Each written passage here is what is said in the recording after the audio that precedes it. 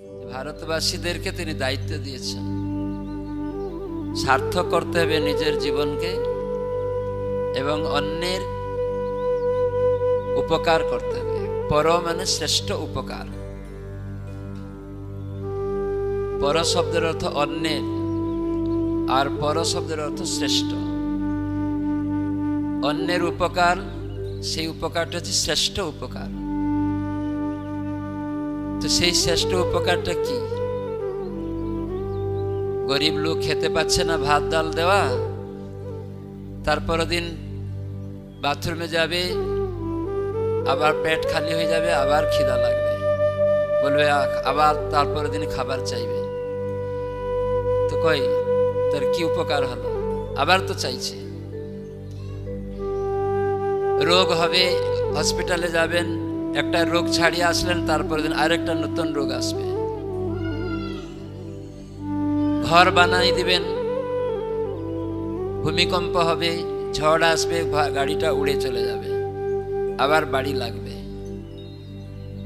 এইভাবে আমরা দেখছি বহু লোক এইভাবে বহু উপকার করে, কিন্তু এইসব উপকার ভালো, কিন্তু এটি অনিত্য, এটা নিত্য নয়। তাই আমরা বদ্ধজীব, বিশেষ করে এই মনুষ্য দেহে আমরা নিজেকে মঙ্গল করতে পারি এবং অন্যেরও মঙ্গল করতে পারি। কেন? ভারতবর্ষ হচ্ছে যে ভগবানের রাজ্যে ফিরে যাওয়ার একটা দরজা। যেমন এখানে আপনার বাড়িতে কেউ যাবে, প্রথমে দরজার কাছে আসতে হবে, হ্যাঁ কি না? তো দরজার কাছে এসে গেল, ঘরে ভিতরে যেতে আর কত সময় লাগবে? বেশি সময় লাগবে না। তো শুধু প্রবেশ করা দরকার। তার জন্য দরজার কাছে এসে আমরা টকটক করি, অনুমোদন চাই, আমি প্রবেশ করতে চাই। তো ভারতবর্ষে এসে দরজার কাছে এসে এই জন্য আমাদের ভিতরে প্রবেশ করতে হবে। ভগবত ধাম, ভারতবর্ষ ভগবত ধামে যাওয়ার দরজা। তাই দরজার কাছে এসেছি আমরা, তাই প্রবেশ করতে হবে। সেই প্রবেশের জন্যই এই নাম হট্ট, তার মানে নামের আদান প্রদান। হরে কৃষ্ণ কৃষ্ণ কৃষ্ণ হরে হরে, হরে রাম রাম রাম হরে হরে। এটা টকটক শব্দ হলো। তাহলে কৃষ্ণ জানতে পারবেন ও কেউ এসে গেছে। তো ভগবান আর তার নামের মধ্যে পার্থক্য নেই, তখন ভগবান জানতে পারেন, তখন দরজাটা উন্মুক্ত করে দিবেন। তো কয়জন চান ভগবত ধামে যেতে? নিতাই গৌর প্রেমানন্দে। তাহলে সবাই যদি চান, তাহলে আপনি নিজের উপকার করবেন, ভগবানের নাম করবেন, যথাযথভাবে নাম করতে হবে, আর অন্যকে সেই নাম বিতরণ করতে হবে। তো আমরা সবাইকে নাম বিতরণ করব, এটা সম্ভব না? সম্ভব নয়। প্রত্যেকের কাছে নাম দেওয়া যাবে? প্রত্যেক ব্যক্তিকে নাম প্রদান করা যাবে? আপনাদের গ্রামে যত বাড়ি আছে, যত ব্যক্তি আছে, সবাইয়ের কাছে নাম দেওয়া যাবে ভগবানের নাম? সম্ভব না? সম্ভব নয়। কি করে? আপনার গ্রামে 100 বাড়ি আছে, কি করে আপনি 100 বাড়িতে ভগবানের নাম দিবেন? আপনি একা যেতে পারবেন? তাহলে কি করে সম্ভব? কে বলতে পারবে? হ্যাঁ, কিভাবে? বুঝতে পারছি। আপনি যদি ওনাকে বলেন, দাদা হরে কৃষ্ণ বলুন, ওনাকে বলুন, ওই প্রভুকে বলুন, দাদা আপনি একটু হরে কৃষ্ণ বলুন পাশে। তো উনি একজনকে বললেন, তারপরে ওনাকে বলতে হবে যে দাদা আপনার পাশের লোকেও বলবেন। তাহলে উনি আরেকজনকে বলবেন, উনি আরেকজনকে বলবেন। তাহলে এরকম পাশাপাশি যত ঘর এখানে আমরা দেখলাম, তা প্রত্যেক ঘরে এর নাম পৌঁছাতে পারবে কি না? তাহলে কি করে আমরা নাম পৌঁছাতে পারবো প্রত্যেক ঘরে? কি করে? কিভাবে? একজন একজনকে বলবে, তাকে অনুরোধ করতে হবে, ভাই আপনি আরেকজনকে বলবেন, আপনার পাশের বাড়িটাকে বলবেন, তাকে বলতে আপনার পাশের বাড়িকে আপনি বলবেন। তো এরকম যখনই 4টা বাড়ি হয়ে যাবে তাহলে একটা সংঘ হয়ে যাবে, একটা নামটা সংঘ হয়ে যাবে। তখন 4টা বাড়ি যখন হয়ে গেল, খবর পেলেন 4টা বাড়ি হয়ে গেছে, তখন আপনারা কি করতে পারবেন? একটা নামটা সংঘ, জানো আমরা 4 পরিবার মিশে একটা সংঘ করব, সাধু সংঘ করব, বসবো আমরা পরস্পর মধ্যে।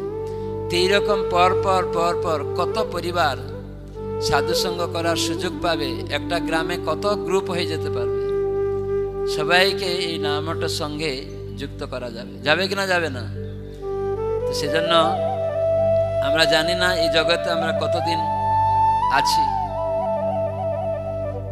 50-60 বছর, প্রভুপাদ বলছেন 50-60 বছর এই জগতে আমরা আছি। এই জড়া প্রকৃতিতে কখন কি ঘটছে সেটা আমরা জানি না, তার দায়িত্ব প্রকৃতি নেবে, আমাদের কোনো রকম সেই চিন্তা করা উচিত না। আমরা ওইসব চিন্তা করেই কোথায় কে খেতে পেল না, কোথায় কে যুদ্ধেতে মরে গেল, কে জেলে গেল, এইসব চিন্তা করছি আমরা। সেই সব সময় দিয়ে আমাদের হরিনাম বন্ধ করে দিচ্ছি।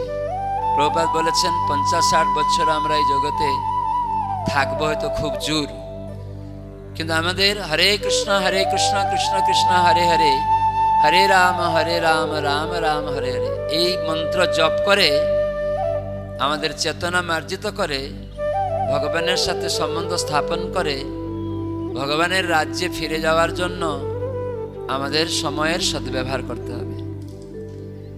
সেজন্য প্রত্যেক ভক্তকে এই শিক্ষা দিতে প্রভুপাদ বলছেন। এই জড়জগতে প্রত্যেকেই তার পূর্বের কর্ম অনুসারে সুখে দুঃখে থাকবে। আপনি আমি কেউ নয়, তার হঠাৎ করে অ্যাক্সিডেন্ট হলো, আপনি কি অ্যাক্সিডেন্ট মুক্ত করাতে পারবেন? আপনি জানেনই না তার অ্যাক্সিডেন্ট হবে, তাহলে অ্যাক্সিডেন্ট হয়ে গেল কেন? আপনি জানেন নাই ওর বাড়িটা আগুন লেগে গেল, তাহলে আপনি সেখানে চিন্তা করে কিছু করতে পারবেন? আগুন লেগে গেল, কেউ অ্যাক্সিডেন্ট হয়ে গেল, কোনো হসপিটালে একটা বড় রোগ হয়ে মারা গেল, সেজন্য জগতে আমরা এইসব চিন্তা করছি শুধু। প্রভুপাদ বলছেন বদ্ধজীব এইসব চিন্তা করে সময় অপচয় করে, কিন্তু সে কখনো এগুলি থেকে কাউকে মুক্ত করাতে পারে না। ডাক্তার কাছে রোগী থাকে, ডাক্তার সামনে রোগী মারা যায়। প্রহ্লাদ মহারাজ বলছেন যে জাহাজ আছে বা নৌকা আছে, সমুদ্রকে পার করা যাবে না। পার করা যাবে? সমুদ্র, 7 সমুদ্র পার করা যাবে না। মা বাবা আছে, সামনে পুত্র কন্যা ছোট ছোট বাচ্চারা মারা যাচ্ছে, রক্ষা করতে পারবে? তো সেজন্য আমাদের প্রভুপাদ খুব সতর্ক করে দিয়েছেন যে আমরা এই জড় জগতে 50-60 বছর খুজুর থাকব, তার মধ্যে আমাদের কর্তব্য ভগবানের নাম কীর্তন করে আত্মজ্ঞান লাভ করে, জগতে মানুষকে সে আত্মজ্ঞান প্রদান করে, তাদের কর্ম চক্র থেকে মুক্ত করানোর ব্যবস্থা করতে হবে। তো সেই ব্যবস্থাটা হচ্ছে যে মানুষকে তার অভিমান মুক্ত করাতে হবে। যতদিন অভিমান থাকবে সেভাবে না আমি ওর সেবা করে বড় হব, সেই অভিমান মুক্ত করানোর উপায় ভগবানের নাম, নামের আদান প্রদান। এই জন্য সেটাকে বলা হয় নাম হট্ট। নাম মানে ভগবানের এই 16 নাম 32 অক্ষরাত্মক মহামন্ত্র, হরে কৃষ্ণ কৃষ্ণ কৃষ্ণ হরে হরে, হরে রাম রাম রাম হরে হরে। এটা যখন আমি বলছি আপনারা শুনছেন, আপনারা বলছেন আমি শুনছি, এরকম আদান প্রদান। তো যেন নাম, জীব গোস্বামী বলছেন নাম শব্দ নম ধাতু থেকে এসেছে। তো নম মানে নেমে যাওয়া, নিচে নেমে যাওয়া। তার মানে যে বদ্ধজীব এই ভগবানের নাম হরে কৃষ্ণ মন্ত্র কীর্তন করবে, জপ করবে, তাহলে তার হৃদয়ের আয়না চেতনা, মহাপ্রভু বলছেন চেত দর্পণ মার্জনং পরং বিজয়তে শ্রীকৃষ্ণ সংকীর্তনম। এই শ্রীকৃষ্ণ নাম মাধ্যমে চেতনা মার্জিত হয়ে যাবে, তখন সে দেখবে আমি গরিব নয়, ধনী নয়, রোগী নয়, প্রধানমন্ত্রী, রাষ্ট্রপতি নয়, মহিলা পুরুষ নয়, আমি আত্মা, ভগবানের সেবক, তার দাস। তাই এই জগতে যত রকম কর্তব্য কর্ম আছে সব তার জন্য। এই ভাবটা যদি মানুষের মধ্যে উদয় করানো যায়, তাহলে কারো মধ্যে দ্বন্দ্ব থাকবে না, অভিমান থাকবে না। তো সেই অভিমানের মুক্তির কারণ নাম।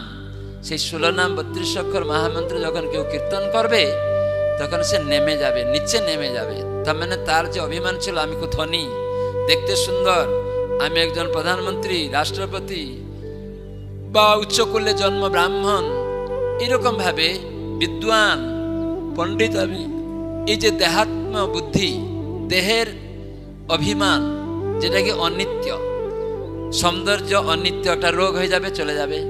বিদ্যা অনিত্য, আজকে বিদ্যার জ্ঞান আছে, আপনি মাথা খারাপ হয়ে গেল, আরো কিছু বলতে পারবেন না। টাকা পয়সা আজকে আছে, কালকে চলে যাবে। তো এরকমই আমাদের প্রত্যেকটা যে দেহের অভিমান, সেগুলি থেকে মুক্ত হওয়ার একমাত্র উপায় এই জন্য ভগবানের নাম। এই জন্য জীব গোস্বামী নম ধাতু থেকে নাম শব্দ এসেছে। তাই যে বদ্ধজীব ভক্ত সঙ্গে যখন নাম জপ কীর্তন করবে শুরু, তখন সে নিজেকে নিচে নামাতে পারবে। শুধু সে নিজে নামবে তা নয়, যখন সে এরকম নিচে নামতে পারবে, তখন আর একজন নেমে আসবে। সেই গোলকের বিহারী যে ভগবান কৃষ্ণ, রাধা মাধব, মদন মোহন, গোবিন্দ গোপীনাথ, সেই গোলক ধাম থেকে সেই ভক্তের সামনে নেমে আসবেন। আমরা ভগবানকে দেখার জন্য চেষ্টা করব না, সেই ভক্তের সামনেই ভগবান তিনি নেমে আসবেন। তাহলে নাম শব্দের অর্থ দুইজন নামবে। এক, যিনি নাম করবেন তিনি নিজের অভিমান থেকে নেমে যাবেন, আর নামকারী ব্যক্তির সামনে যে সেই নামই ভগবান, তার সামনে নেমে আসবেন। তো ভগবানকে যদি নামাতে চান, তাহলে আমাদের কি করতে হবে? ভগবানকে যদি আপনার সামনে নামতে চান, আপনি ভগবানকে দেখার জন্য চেষ্টা করলে পারবেন না। আপনারা বলুন, যদি আপনারা প্রধানমন্ত্রী বা মুখ্যমন্ত্রী মমতা ব্যানার্জি আছেন, আপনারা যদি মুখ্যমন্ত্রীকে দেখতে চান, সহজ দেখা, তার কাছে কথা বলা সহজ না সহজ নয়? সহজ নয়। কিন্তু মুখ্যমন্ত্রী যদি আপনার কাছে আসতে চায়, সহজ না সহজ নয়? সহজ। তাহলে ভগবান যদি আপনার কাছে আসতে সহজ না সহজ নয়? কিন্তু আমাকে ভগবানের কাছে যাওয়া সহজ না। তো সেজন্য ভগবানকে সহজে কি করে আসতে হবে? যদি আপনারা মুখ্যমন্ত্রীর কার্যকলাপ আপনার গ্রামে ভালো করে করতে থাকেন, মুখ্যমন্ত্রী যখন শুনবে, অটোমেটিক্যালি আপনার গ্রামে চলে আসবে, আপনার বাড়িতেই আসবে। আসবে কি না? চলে আসবে। তার মানে আমাকে মুখ্যমন্ত্রীর কাছে যাওয়ার অত্যন্ত জটিল, এমন কিছু করতে হবে মুখ্যমন্ত্রী আমার কাছে আসবে। ঠিক সেরকম ভগবান নামই, তিনি আসবেন যদি আমরা তার নাম করি। সেই জন্য এই কলিযুগে তিনি নাম অবতার। এই জন্য নাম হট্ট, হট্ট মানে হাট। তো মানে নাম হট্ট, যেখানে নাম করার যে যোগ্যতা কার আছে? যে শ্রদ্ধাবান, শ্রদ্ধা আছে যার। তো সেই শ্রদ্ধাটা কি না? কৃষ্ণ ভক্তি করলে সর্বকর্ম কৃত হয়। যে ভগবানের সেবা করলে যত রকমের কর্তব্য কর্ম আছে, সমস্ত কর্তব্য কর্ম সম্পাদিত হয়ে যাবে। তো এই জন্য আমাদের নাম হট্টে, এই যে আমরা শ্রদ্ধাবান, যে কেবল কৃষ্ণ নাম করার জন্য এই যোগ্যতা অর্জন করতে হবে, আর কোনো তার যোগ্যতা দরকার নেই। কেবল নাম করার প্রবণতা জাগ্রত করতে হবে। সেজন্য আপনারা অনেকে দীক্ষিত ভক্ত আছেন বা শ্রদ্ধাবান আছেন, কিন্তু নতুন নতুন আমাদেরও লোককে শ্রদ্ধাবান তৈরি করতে হবে। আপনারা করছেন, অন্যকে করাতে হবে। তো সেজন্য আমরা কিছু পদ্ধতি বলবো, যে সেইগুলি নামহট্ট মহামিলনে সেগুলি করতে হবে। তাহলে কি হবে না, আমাদের যে দম্ভ, অহংকার, অভিমান আছে, সেগুলি থেকে আমরা মুক্ত হতে পারব। তো সেজন্য আমাদের এই ভারতবর্ষে ভগবত রাজ্যে ফিরে যাওয়ার যে দরজা, এখানে এসে আমরা যেন আর পশ্চাৎবিদ না হয়, দরজা থেকে যেন পিছনের দিকে না চলে যায়, তাই নিজে আগাবো, অন্যকে উৎসাহিত করব আগিয়ে যাওয়ার জন্য। তো সেই মাধ্যম হচ্ছে এই নামহট্ট সঙ্ঘের সাথে যুক্ত হওয়া এবং যুক্ত করানো, নিজে যুক্ত হওয়া এবং অন্যকে যুক্ত করানো। এই জন্যই নিত্যানন্দ প্রভু, তিনি আদি গুরু, তিনি নামহট্টের মহাজন। তিনি এই নামহট্ট প্রচারের জন্য মহাপ্রভু থেকে আদেশ পেয়েছিলেন। কি আদেশ পেয়েছিলেন? যে সর্বত্র প্রতি ঘরে ঘরে আমার শিক্ষা প্রদান করতে হবে। শুনো শুনো নিত্যানন্দ, শুনো হরিদাস, সর্বত্র আমার আজ্ঞা করহ প্রকাশ। প্রতি ঘরে ঘরে গিয়া করো এই ভিক্ষা, বল কৃষ্ণ ভজ কৃষ্ণ, কর কৃষ্ণ শিক্ষা। 10-5 মিলি নিজ দ্বারেতে বসিয়া, কীর্তন করহ সবে হাতে তালি দিয়া। তার মানে ওখানে মহাপ্রভু বিচার করে দেননি, বললেন 10-5 মিলে নিজ দ্বারে বসো। সেখানে বলেননি ধনী ঘরে, গরিব ঘরে, শিক্ষিত ঘরে, এরকম বলেছেন? নিজ নিজ দ্বারে বসতে হবে, 10-5 জনকে নিয়ে সাধু সঙ্গ করতে হবে, বারান্দায় বসতে হবে। সেখানে মন্দিরে বসতে হবে এরকম বলেননি। অনেক সময় আমরা মন্দির করার জন্য ব্যস্ত হয়ে যাই, তারপরে বিড়ম্বনার সৃষ্টি হয়। কিন্তু দ্বারে আমরা বসতে পারি, একটা বাড়িকেও আমরা মন্দির করতে পারি। তো সেজন্য প্রভুপাদ ইস্কন প্রতিষ্ঠা করেছেন। আপনারা গতকাল পূজ্যপাদ গৌরাঙ্গ প্রেম স্বামী মহারাজ থেকে শুনলেন কিভাবে সমগ্র বিশ্ববাসীকে প্রভুপাদ আদর্শ শিক্ষা দিলেন। প্রভুপাদ যখন পাশ্চাত্য দেশে গিয়েছেন, তিনি একটা গাছের গোড়ায় কি কীর্তন করেছিলেন? কি কীর্তন করেছিলেন? কেবল হরে কৃষ্ণ কৃষ্ণ কৃষ্ণ হরে হরে, হরে রাম রাম রাম হরে হরে। সবাই বলুন,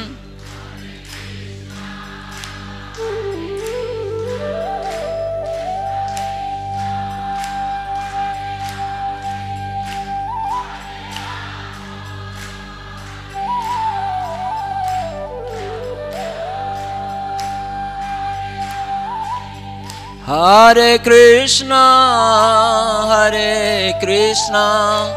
কৃষ্ণ কৃষ্ণ হরে হরে, হরে রাম রাম রাম হরে হরে।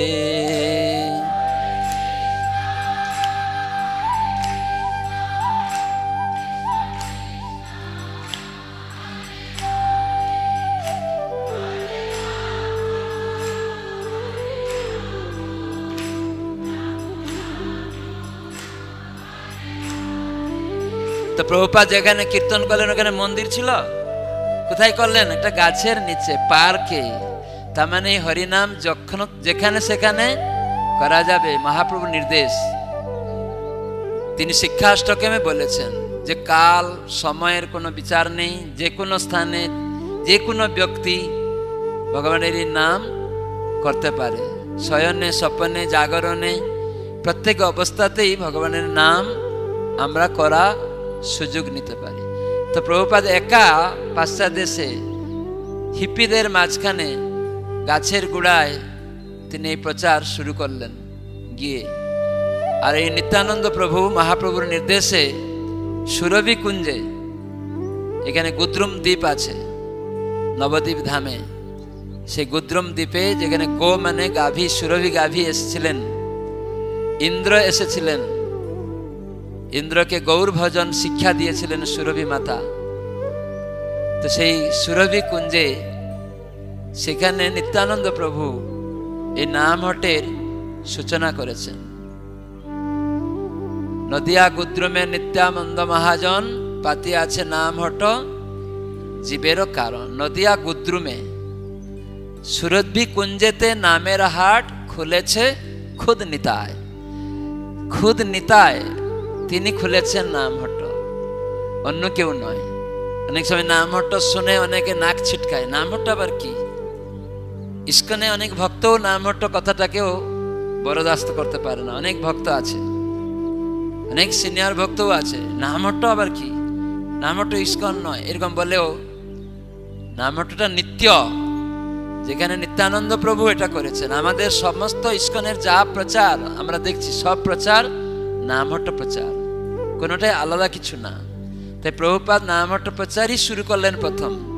প্রভুপাদ নামহট্ট নামটাও দিয়েছেন। ভক্তিবিনু ঠাকুরের এই নামহট্ট কথা শব্দটা অনেকে ভাবে প্রভুপাদ বলেননি কোথাও, কিন্তু প্রভুপাদ যখন গৃহস্থ ছিলেন তখন তিনি গৌড়ীয় পত্রিকার সম্পাদক ছিলেন। সেই সম্পাদনাতে গৌড়ীয় পত্রিকাতে তিনি ভক্তিবিনু ঠাকুর রচিত গুদ্রুম কল্পাটবী সেখানে প্রকাশ করেছিলেন। সেখানে নামহট্ট শব্দগুলি তিনি উচ্চারণ করেছিলেন, নামহট্ট কথাটা। তাই সে নামহট্ট শব্দ যে প্রভুপাদ যে বলেছেন সে গৌড়ীয় পত্রিকাতে প্রভুপাদ যখন গৃহস্থ ছিলেন, তো সেটি ভক্তিচারু স্বামী গুরুদেব, ইস্কনের অন্যতম গুরুদেব অপ্রকট হয়ে গেছেন প্রভুপাদের শিষ্য, তিনি শিলা জয়পতাকা স্বামী গুরু মহারাজকে এই গুদ্রুম কল্পাটবী দিয়েছিলেন। কেন না, প্রভুপাদ চিন্তা করছিলেন যে আমি বিশ্বের বিভিন্ন শহরে প্রচার করলাম, কিন্তু মহাপ্রভু বলেছেন নগর গ্রাম আদি সব জায়গায় পৃথিবীতে আছে যত নগরাদি গ্রাম, আমি কেবল শহর নগরে করেছি, আরো গ্রাম বাকি আছে। তাহলে এরকম নগর গ্রাম শহরে আরো কি করে প্রচার হবে, গ্রামেও কি করে প্রচার হবে? তো সেজন্য নগর শহর গ্রাম সর্বত্র যাতে নাম প্রচার হয়, মহাপ্রভুর এই কথা যাতে রক্ষা হয়, তাই প্রভুপাদ তার শিষ্যবর্গদের বলেছিলেন। বিশেষ করে ছিল জয়প্রতাপ স্বামী গুরু মহারাজকে একটা মর্নিং ওয়াকে বহু শিষ্যদের নিয়ে চলাকালীন প্রভুপাদ বলেছিলেন যে দেখো এই গীতা ভাগবত আমরা লোককে শিখাচ্ছি, তারা গীতা ভাগবত জেনে কিভাবে তার প্র্যাকটিক্যালি বাস্তবায়িত করবে, তার ব্যবহার করবে নিজের জীবনে। কৃষ্ণ যখন বলছেন ভগবত গীতায় সর্বকর্মাণি অপি সদা কুর্বান্ন মত ব্যাপাশ্রয়ে, যে ভগবান বলেছেন সর্বকর্ম আমার আশ্রয় করো, তো এটা যখন লোক ভক্তরা পড়বে তো সেটা প্র্যাকটিক্যালি কিভাবে করবে, কে শিখাবে? তাই প্রভুপাদ বলেছিলেন তোমাদেরকে গীতা ভাগবতের কথা কি করে বাস্তবায়িত করতে হবে, কি করে তারা এই কথাগুলি সাধু সঙ্গে শুনবে। শাস্ত্রে বলা হয়েছে যে গীতা ভাগবতের কথা ভক্ত সঙ্গে শুনতে হবে। যাহ ভাগবত পড়ো বৈষ্ণবের স্থানে, তাহলে সেই বৈষ্ণব সঙ্গ সাধু সঙ্গ প্রয়োজন। তো সেগুলি কিভাবে করতে হবে, তার পন্থা অবলম্বন করতে হবে। তো ছিল জয়প্রতাপ স্বামী এই সমস্ত বিষয়ে প্রভুপাদের কথা মনে খুব গেঁথেছিল, যার জন্য উনি চিন্তা করছিলেন যে কিভাবে আমরা বিভিন্ন স্থানে, সবাই মঠ মন্দিরে আসতে পারবে না। প্রভুপাদ বললেন গুরু মহারাজকে, দেখো অনেক লোক আছে গীতা ভাগবত পড়বে, আমরা গীতা ভাগবত বিতরণ করব, পড়বে, তো তারা কি করবে, সেগুলি তারা আচরণ করবে কি করে? তার মানে তারা পড়ে কি সবাই মন্দিরে চলে আসবে? সবাই আসতে পারবে না। বৃদ্ধ বাবা মা, রোগী বাবা মা, বা অসুস্থ ছেলে, প্যারালাইসিস ছেলে, গরু ছাগল ভেড়া রয়েছে, তারপরে কত কিছু আছে, সেগুলা ছেড়ে ছুড়া কি বাড়ি থেকে চলে আসতে পারবে? পরিবারকে নিয়ে আসতে পারবে না। এই জন্য কি করে একটা উপায় উদ্ভাবন করতে হবে, তারা নিজের বাড়িতে থাকবে, কর্তব্য কর্ম ভগবানকে কেন্দ্র করে করবে, তাহলে তারা শুদ্ধ জীবন যাপন করতে পারবে। এই জন্য কৃষ্ণ গীতা বলেন সর্বকর্মাণি অপি সদা, সদা মানে 24 ঘন্টা কর্ম করো, সর্বকর্ম মত ব্যাপাশ্রয়ে, আমাকে আশ্রয় করে করো, তাহলে মবাপ্নুতি শাশ্বতম পদম অব্যয়ম, আমার নিত্য শাশ্বত চিন্ময় পাদ পদ্মকে তুমি লাভ করতে পারবে। 18 অধ্যায় 56 নম্বর শ্লোক ভগবত গীতায় রয়েছে। কত সুন্দর কথা। তো সেজন্য প্রভুপাদ এর এই কথা শুনে শ্রী জয়প্রতাপ স্বামী গুরু মহারাজ চিন্তা করছিলেন কি করে আমরা সংঘবদ্ধ তৈরি করব গ্রামে গঞ্জে শহরে বিভিন্ন পাড়াতে। তো সেটা চিন্তা করছিলেন। তখন এক সময় গুদ্রুম কল্পাটবী, গৌড়ীয় পত্রিকা ভক্তিচারু স্বামী গুরুদেব শিলা ভক্তিচারু স্বামী গুরু মহারাজ তিনি দেখেছিলেন প্রকাশিত গৌড়ীয় মঠ থেকে। প্রভুপাদ সেখানে সম্পাদক ছিলেন, গৃহস্থ অবস্থাতেও তিনি লেখালেখি করতেন। আর সেখানে প্রভুপাদ ওইখানে গুদ্রুম কল্পাটবিতে নামট বিষয় কথা উল্লেখ করেছিলেন। সেটা এনে ছোট্ট একটা চট্টি বই গুদ্রুম কল্পাটবি ওই গৌড়ীয় পত্রিকা এনে গুরু মহারাজকে দিয়েছিলেন যে আপনি যে চিন্তা করছেন, প্রভুপাদ বলেছেন কিভাবে সর্বত্র শহরে নগরে গ্রামে সংঘবদ্ধভাবে তারা কি করে আধ্যাত্মিক জীবনযাপন করবে আর আমাদের সাথে যুক্ত থাকবে। আর প্রভুপাদ বলেছিলেন তাদেরকে শিক্ষা দিয়ে বছরে একবার 3 দিন তাদেরকে নিয়ে আরো কিছু ট্রেনিং দিয়ে আবার বাড়িতে পাঠিয়ে দিতে হবে। এই সব বিষয় এখানে ভক্তিবিনোদ ঠাকুর লিখেছেন। আপনার পরিকল্পনা প্রভুপাদের ইচ্ছা বাস্তবায়িত হবে যদি আপনি এটাকে দেখেন। তো শিল জয়প্রতাপ স্বামী গুরু মহারাজ ওই গুদ্রুম কল্পাটবি দেখে পড়ে এখন উনি একটা বিরাট গ্রন্থ ভাষ্য দিয়েছেন। আরও কি করে আমরা উপলব্ধি করব ভক্তিবিনোদ ঠাকুরের এই কথাগুলি, সেখানে কিভাবে প্রচার হবে, সংঘবদ্ধভাবে কিভাবে একত্রে 10-5 বলে হয়েছে, 10 জন 5 জন মিলবে সেখানে বসবে, একটা নতুন নামহট সংঘ গঠন করতে হবে। তো সেজন্য আমরা পরম্পরা সূত্রে করব, নিজে নিজে যেন করব না। আমরা জানি কিভাবে সুখদেব গোস্বামী যে আমরাই যে প্রচার করব সাধুসঙ্গ করব নিজের মন গড়া নয়, তো সেটা কিভাবে পরম্পরা সূত্রে আমরা করব। এখানে কিছু স্লাইড করা হয়েছে, সম্পূর্ণ যদিও হয়নি, আমিও দেখিনি, আমি শুধু বলেছি, কিছু ক্লাস দিয়েছি, ও নিজের মতো তৈরি করেছে। তার আমি বলেছি এগুলা পরে আমি আরো কারেকশন করব, দেখে দেখে কিভাবে সুন্দর এভাবে আমরা আরো তৈরি করছি কিছু জিনিস, যেখানে গুরু মহারাজ বলেছিলেন বহু আগে আমাদেরকে যে আমি একটা ওয়েস্ট বেঙ্গল টিপব, তখনই ওয়েস্ট বেঙ্গলের কোথায় কোথায় জেলা আছে আসবে। যখন আমি দার্জিলিং টিপব তখন দার্জিলিংয়ে কোথায় কোথায় নামহট সংঘ আছে সেখানে চলে আসবে, থানা চলে আসবে। একটা থানা টিপব সেখানে সব গ্রামে কোথায় নামহট সংঘ আছে। একটা সংঘতে টিপব সেখানে কারা সদস্য, সেক্রেটারি কে, সেখানে কে হরিনাম দীক্ষা পেয়েছে, কে এমনি আছে, সে সবগুলি আমি দেখতে পারবো। ঠিক গুরু মহারাজ অনেক আগে বলেছিলেন, কিন্তু আমরা যেহেতু অতটা শিক্ষিত নই, গুরু মহারাজের মতো এরকম তার ইচ্ছাকে বাস্তবায়িত করব কম্পিউটারে দেখিয়ে গুরু মহারাজ দেখতে চান যে আমি এক জায়গায় বসে সারা পশ্চিমবঙ্গ, উড়িষ্যা, আসাম ভক্তরা কোথায় কিরকম আছে, কোন জায়গায় কে ভক্ত, মহাচক্র সেনাপতি, মালা সেনাপতি, কে জেলা প্রচারক, এরকম করে আমি সব দেখব। এই জন্য ওটাও আমরা অলরেডি শুরু করেছি কাজ, গৃহস্থ ভক্তরাই করছে, আমি শুধু আইডিয়া দিচ্ছি বিভিন্ন জায়গায়। আমি এই কথা বহুবার বলেছি, এটা বাঁকুড়ার ভক্ত, তার মনে লেগেছে, ও সফটওয়্যার ইঞ্জিনিয়ার। আমি ওর বাড়িতে ওর ছেলের অন্নপ্রাশনে গিয়েছি, তখন বলছি মহারাজ আপনি বহুবার এই কথা বলেন যে এই সফটওয়্যার করতে চান। তখন আমি বললাম হ্যাঁ তুমি কি পারবে? তখন ও আগিয়ে আসলো, আমি করতে পারি, আপনাকে সাহায্য করতে হবে, আপনাকে সব দিতে হবে আমাকে নোটগুলি। তাই আমি বললাম আমাদের বেদব্যাস আছে, বললো হ্যাঁ, ইংরাজিতে ইস্কনের সব গ্রন্থ আছে, 1 জিবির মধ্যে সারা ইস্কনের গ্রন্থ আছে। তো এখানে কোনো একটা জিনিস আমি পড়ব, অধ্যায় আসবে, সেই অধ্যায়ের শ্লোক আসবে, সেই শ্লোকের মানে আসবে, তাৎপর্য আসবে। আমার এটা খুব ভালো লেগেছে, আমি তখন বেদব্যাসটা খুলে দেখি, আর গুরু মহারাজ এরকম বলেছিলেন, এটা আমার এখন সাড়া পড়ছে মনে। তো তুমি কি পারবে? তখন এরকম ভাবে গুরু মহারাজ কথাটা ও ছেলেটাকে আমি সব বললাম। তখন ও বাড়ি থেকে শুরু করে দিয়ে আমরা 2 বার অলরেডি ওকে নিয়ে 3 জন সফটওয়্যার ইঞ্জিনিয়ারকে দিয়ে আমরা শুরু করেছি। তো অন্যান্য কাজ করে, কোম্পানিতে চাকরি করে, রাত্রি ছাড়াও কাজ করে, তবুও গুরু মহারাজের সেবার জন্য এটা অনেক আগিয়ে নিয়ে গেছে। এবং আমাদের তমাল প্রভু, ভাগবত প্রভুকে সাহায্য করছে। ও আমার কিছু আইডিয়া পেয়েও ও স্লাইড তৈরি করছে, এবং সেগুলো আমরা নতুন নতুন নামটা কী করে বসবো, কিভাবে করব, সেখানে খাতা কিভাবে করব, সেই সংঘের মধ্যে কি কি জিনিস আমাদের আলোচনা করতে হবে, এই সমস্ত ব্যাপারে ও শুনত। কেন আমরা নামহট্ট করব? তো সেজন্য আমরা এটা শুনছি যে জড়জগতে বদ্ধজীবের উদ্ধারের কারণের জন্য নদিয়া গুদ্রমে নিত্যানন্দ মহাজন পাতিয়াছে নামহট্ট জীবেরও কারণ।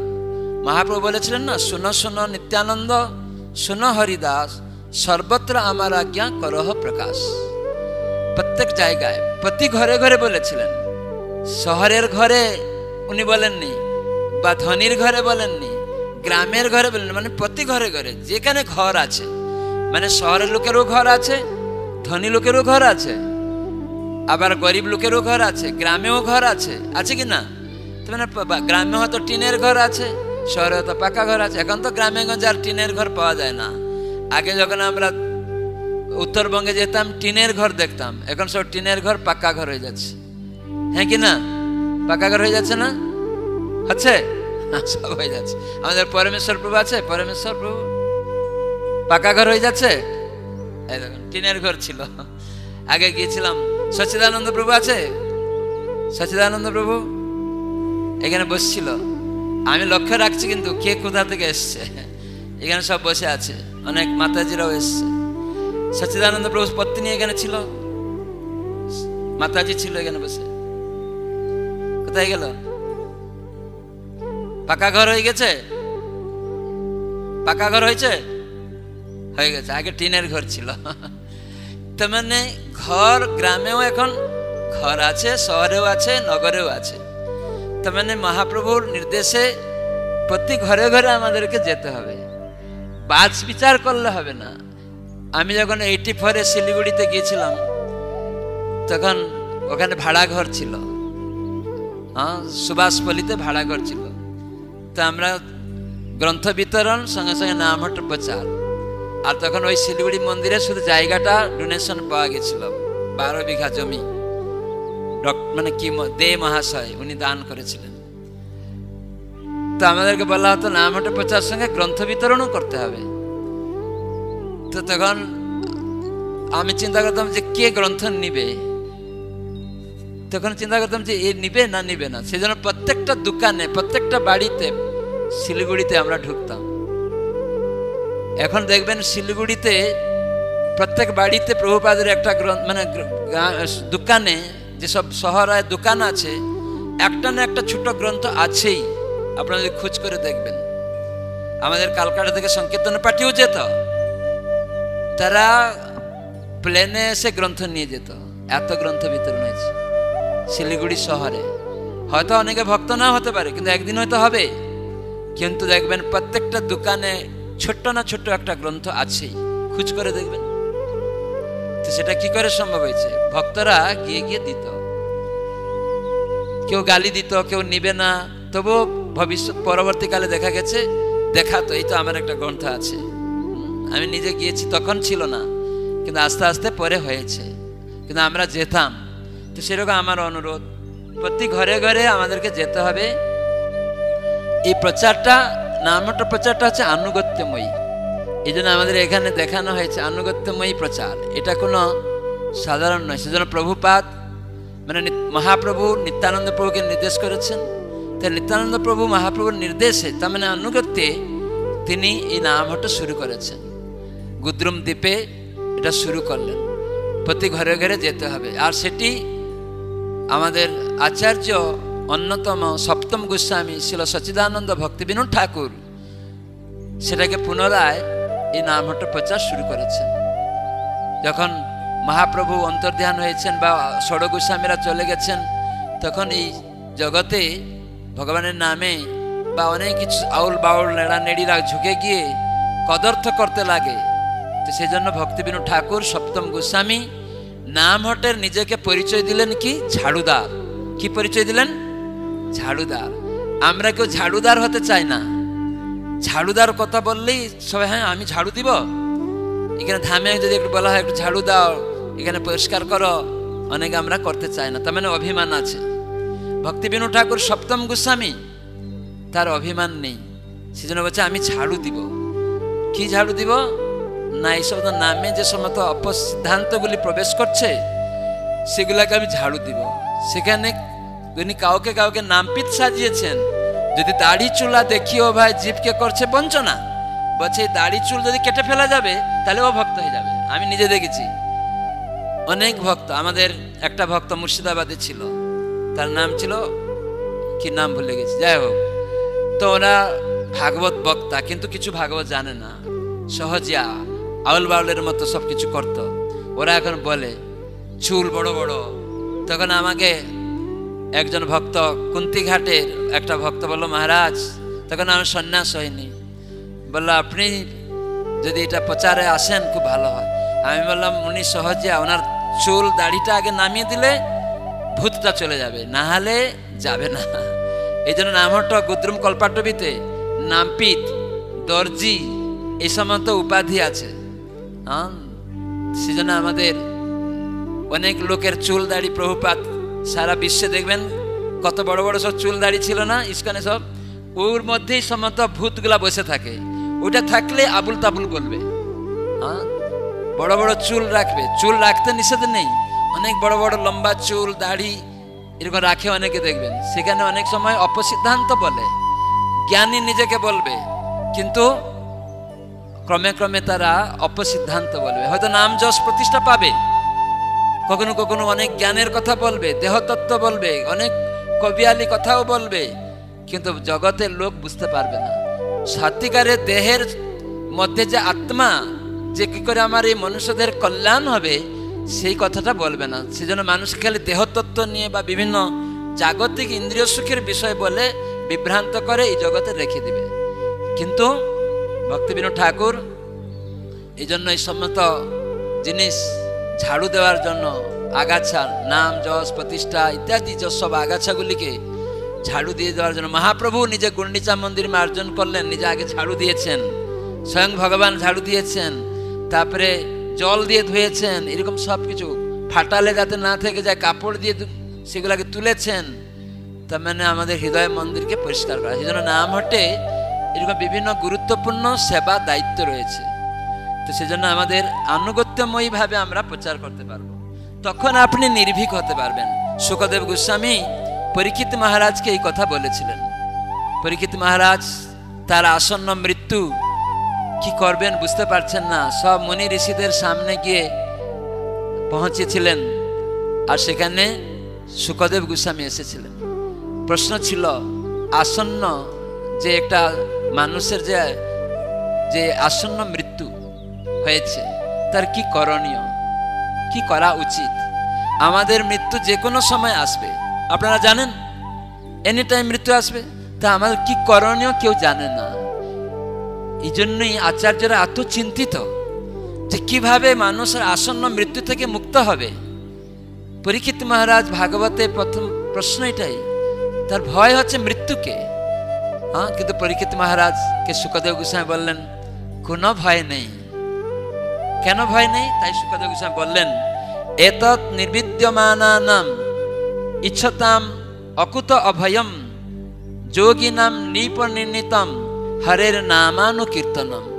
বলছেন, হে রাজন, মহান আচার্যদের প্রদর্শিত যে পন্থা অনুসরণ করো। তার মানে আচার্যদের পন্থাকে অনুসরণ করতে হবে, আমরা মন গড়া যেন অনুসরণ না করি। অনেকের নাম ফটো আমরা প্রচার করছি, নিজেরা মন গড়া কিছু করছি। আমাদের বিভিন্ন প্রচারক রয়েছে, হয়তো তারা গ্রহণ করে না, নিজের মতোই চলে। এখন ভাবে একটা শ্রাদ্ধ অনুষ্ঠান করে দিলে এটা নামহট্ট প্রচার হয়ে গেল, কেউ বিয়ে অনুষ্ঠান করে দিল, বলে এটা অনেক নামহট্ট ভক্ত এসে গেল এক জায়গা, বলে এটা নামহট্ট প্রচার হয়ে গেল। কোথাও একটা অনুষ্ঠান করলো, হ্যাঁ সেটাও নামহট্ট প্রচার। কিন্তু গুরুদেব চেয়েছেন কিভাবে, মহাপ্রভু কিভাবে চেয়েছেন, 10-5 মিলে দ্বারে দ্বারে বসতে হবে। আমরা প্রচারকদেরকে নিয়ে গিয়ে শুধু দেখাচ্ছি, এই প্রচারক এলো না, এখানে আমার একটা বড় অনুষ্ঠান ছিল, উপচক্রবর্তী ডাকলো, তখন তার সাথে কন্দল হয়ে গেল, আরেকজনকে নিয়ে চলে এলো, তা না আপনাকে লাগবে না। এটি নামহট্ট প্রচার। এরকম করে জগৎজীবের কল্যাণ হবে না। সেখানে লোকেরা দেখছে আমার এখানে টাকা ইনকাম হবে, প্রতিষ্ঠা পাওয়া যাবে, এরকম কিছু কিছু অভিসন্ধি প্রচারে থেকে গেছে, গোপন রহস্য থেকে গেছে। সেই জন্য অনেকে ইন্টারেস্ট নেয়।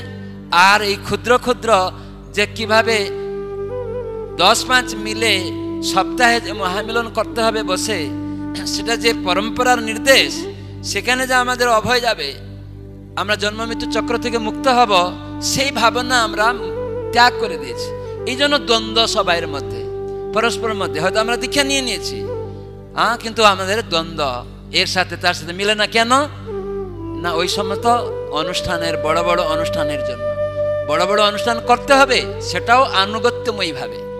সেই জন্য প্রথম এখানে বলা হচ্ছে যে নাম প্রচার কিভাবে করবেন। সেই জন্য শুকদেব গোস্বামী তিনি দ্বিতীয় স্কন্ধ ভাগবতে প্রথম অধ্যায়ে 11 নম্বর শ্লোকে এই কথা বলে দিলেন যে এটা তুমি যদি অভয় ইচ্ছা করো, সম্পূর্ণ ভয়মুক্ত হতে চাও, তাহলে যে সব আচার্যরা যেভাবে প্রদর্শন করে গেছেন, কি হবে না, নিরন্তর ভগবানের পবিত্র নাম কীর্তন করা সকলের জন্য সিদ্ধি লাভের নির্ভীক মার্গ দিয়ে গেছেন। কি না, আচার্যদের পদাঙ্ক অনুসরণ করে। তো এই নামটা যে আপনি করবেন, এখন হয়তো আপনি শুদ্ধ নন, এখন আপনি শুদ্ধ নন, এখানে সেটাই বলা হয়েছে। আপনি হয়তো মুক্তও নন। কেউ ভাবে আমরা মুক্ত হলে, পবিত্র হলে নাম করব, কিন্তু শাস্ত্রে আমরা দেখি, বেদে কি বলা হয়েছে? বেদে একটা বলা হয়েছে না, বিয়ে হলে, শ্রাদ্ধ হলে সবাই ওই মন্ত্র ব্রাহ্মণ উচ্চারণ করে, ওম, সবাই বলেন ওম অপবিত্র পবিত্র বা। এখানে কি বলা হলো? ওম অপবিত্র পবিত্র বা। তার মানে অপবিত্র আছো বা পবিত্র আছো সর্ব অবস্থায়, তার মানে যে অবস্থায় থাকো, সর্ব অবস্থায় গত পিবা, সেটাকে পান করতে পারো। কি সেটা? পুণ্ডরীকাক্ষের নাম। পুণ্ডরিক মানে কি? পুণ্ডরী মানে পদ্ম, অক্ষ, যার পদ্ম অক্ষ, সেজন্য বলা যায় পুণ্ডরীকাক্ষ। সেই ভগবানের নাম করতে হবে। সেই জন্য শুকদেব গোস্বামী আচার্যদের দ্বারা পন্থা। আর এখানে উনি বলে দিয়েছেন সম্পূর্ণ যে তোমার কামনা আছে, জড়জাগতিক কামনা আছে, তার ভিতরেও করো। আবার তুমি কামনা নেই, মুক্ত, জাগতিক সুখ ভোগের প্রতি আবার আসক্ত, তাতেও নিষেধ, কিছু অসুবিধা নেই। এবং যারা দিব্য জ্ঞান লাভ করার ফলে আত্মতৃপ্ত হয়েছেন, অনেক সময় আত্মতৃপ্ত হয়ে গেছেন দিব্য জ্ঞান লাভ করেও, তাদের সকলের পক্ষেই এটি হচ্ছে সিদ্ধি লাভের সর্বোত্তম পন্থা। তার মানে আপনার কামনা আছে, অকাম সর্বকাম মুক্ষকাম উদারিধি তীব্রেণ ভক্তিযুগ। তোর যমরাজ ভক্তি যুগের সূচনা কি করে হবে? ধর্মের সূচনা কি করে হবে? মানুষ বলে ধর্ম করো, ধর্মং মূলহি ভগবান। তো এই কলিযুগে ভগবান নাম রূপে এসেছেন, তাই যমরাজ তিনি জানিয়ে দিলেন যে ভগবানের নাম কীর্তনের মাধ্যমে যমদূতদেরকে ভগবান বলছেন, যমরাজ, ভগবানের নাম কীর্তনের মাধ্যমে যে ভক্তি সূচনা হয়, আর সেই ভক্তি হচ্ছে মানব সমাজের বা জীবের পরম ধর্ম, পরম ধর্ম, শ্রেষ্ঠ ধর্ম। তো সেই শ্রেষ্ঠ ধর্ম আচরণ করতে গেলে আমাদের এই ভগবানের নাম পরম্পরা সূত্রে আচার্যদের যেভাবে বলেছেন সেভাবে করতে হবে, মন গড়া করলে হবে না। আমরা প্রচারক হয়তো যাচ্ছি, ব্রহ্মচারীরা যাচ্ছি, কিন্তু আমরাও মন গড়া করছি। তো সেই জন্য প্রচারকদের এগুলিকে শিখতে হবে। জানি না এখানে আমাদের প্রচারকরা আছে কিনা, কেউই নেই। তো শিখবে কি করে? এই জন্যই তো দ্বন্দ্ব, এই প্রচারকের সাথে এই প্রচারকের সাথে, এই মন্দিরের সাথে সেই মন্দিরের সাথে। দ্বন্দ্বের কারণ কি না, আমরা শিখছি না গুরুদেব যে কিভাবে নামহট্ট প্রচার করতে বলে। আমরা শুধু নামহট্ট ভক্তদের ডেকে নিয়ে এসে বসিয়ে দিলাম প্রচারক। আমরা যে প্রচারের যে সাংগঠনিক যখন আলোচনা হবে কি করে সেটা করতে হবে, বসলাম না, শুনলাম না, তাহলে কিছু লাভ হবে না। আপনারা শিখে গিয়ে করবেন যে না শিখে গেলাম এরকম করবেন, প্রচারক বলছে এরকম কি করতে বললো, যেহেতু প্রচারক জানে না। সেজন্য এখানে উপচক্র, চক্র, মহাচক্র, মালা, জেলা প্রচারক সবাই থাকতে হবে। সাংগঠনিক আলোচনা মানে আমাদেরকে সবাইকে থাকতে হবে, কৌশলগুলি জানতে হবে। এই জন্য আমাকে ভূমিকা দিয়ে অনেক কিছু শেখাতে হচ্ছে। গুরু মহারাজ এইভাবে আমাদেরকে দিয়েছেন, আমাকে অনেক জিনিস এগুলো আমরা নিয়ে এসেছি বলার জন্য। তো ভবিষ্যতে আরো দেখতে পাবেন এরকম সব নোট করা হচ্ছে, প্রভু করছে আস্তে আস্তে। তাহলে এখন আমরা নির্ভীক হতে পারবো, ভয় থাকবে না আমাদের প্রচারে, সম্পূর্ণভাবে আমাদের দ্বন্দ্ব থাকবে না, দ্বন্দ্ব মুক্ত হব।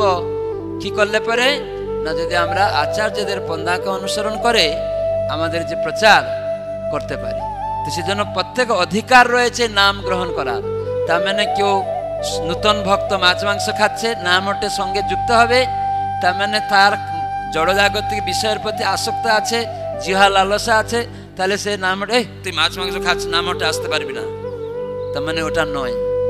তার মানে অপবিত্র পবিত্র বা যে কেউ নামটার সঙ্গে সদস্য হওয়ার যোগ্য কে না, যদি সে হরে কৃষ্ণ কৃষ্ণ কৃষ্ণ হরে হরে, হরে রাম রাম রাম হরে হরে। মহাপ্রভু বললেন যারে দেখো তারে কহ। তিনি বললেন এবার মাছ মাংস খাওয়ার লোককে বলো না, ও মুচিকে বলো না, কেবল ব্রাহ্মণকে বলো, এরকম বলেননি। যারে দেখো, আর প্রতি ঘরে ঘরে। এই জন্য আমরা যেন নির্ণয় না করি, এই জন্য প্রথমেই এই শিক্ষাটা আমরা দিলাম। এখন আমি অনেক সময় আপত্তিকর কথা অনেক জায়গাতে শুনি, অনেক ভক্ত আমাদের কাছে মেসেজ পাঠায়, মহারাজ এখানে প্রচারকরা এসে বলছে তোমরা মাছ মাংস খাও, তোমরা এখানে আসবে না। এটা তো অন্য মঠে এরকম করতো আগে। সেই জন্য ইস্কনের এত প্রচার হওয়ার কারণটা কি? আগে যে নামটা প্রচার হয়েছে, বিশ্বজিৎ প্রভু আগে যখন জেলা প্রচারক ছিল, তখন যে প্রচারের যে পদ্ধতি ছিল বা হয়েছে, সেগুলো এখন কেউ আর ধারে কাছে নেই। এখন খালি শ্রাদ্ধ অনুষ্ঠান, বিয়ে বাড়ি, যজ্ঞ করব, এইসব প্রচারকও করছে। আর তাকে দেখে অনুকরণ অন্যরাও ব্রাহ্মণ দীক্ষা নিচ্ছে। কেন না? ওইটা করার জন্য।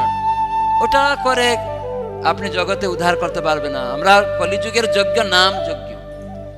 সাউথ ইন্ডিয়ায় যখন বৃষ্টি হচ্ছিল না, প্রভুপাদ থাকাকালীন একবার প্রভুপাদ যখন প্রচার করে গিয়েছেন, 1 বছর 2 বছর বৃষ্টি হয়নি হায়দ্রাবাদে। সেখানে লোকেরা যজ্ঞ করেছে, কোটি কোটি টাকা খরচ করেছে। কেন? বৃষ্টি হচ্ছে না, চাষবাস নেই, খেতে পারছে না। তখন সেখানে দেখছে লোকেরা হাহাকার। তখন দেখলো গীতায় একটা শ্লোক আছে, কে জানে এই শ্লোকটা?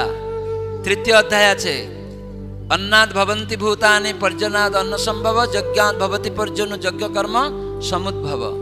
সেখানে গীতায় বলা হয়েছে যে অন্ন খেতে হয় জীবের ধারণ করতে গেলে, কিন্তু সেই অন্ন হবে কি করে? বৃষ্টি। বৃষ্টি কি করে হবে? যজ্ঞ করলে। তো সেই যজ্ঞ হচ্ছে কারণ।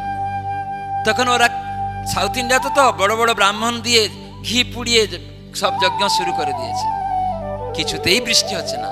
তো প্রভুপাদ প্রচার করে হঠাৎ করে উনি গিয়েছেন।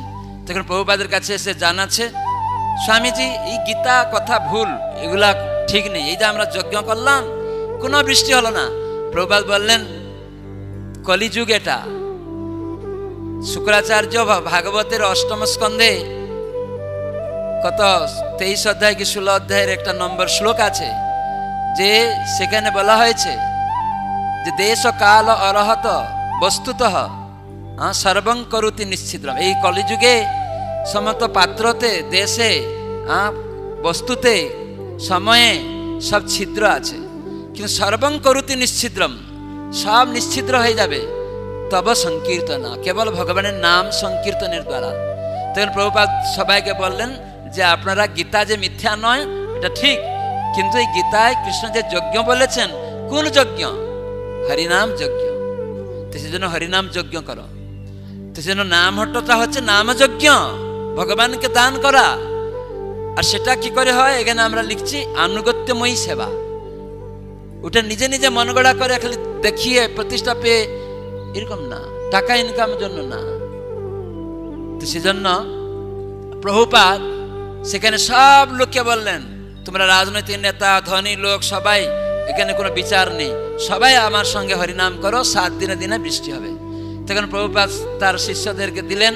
আর জগতে সব রাজনৈতিক নেতা থেকে শুরু করে অধিবাসী লোকেরা, ধনী গরিব, সবাই যখন হরে কৃষ্ণ মন্ত্র কীর্তন করলো, হরে কৃষ্ণ কৃষ্ণ কৃষ্ণ হরে হরে, হরে রাম রাম রাম হরে, এই 16 নাম মহামন্ত্র কীর্তন হতে লাগলো দিন রাত 7 দিন।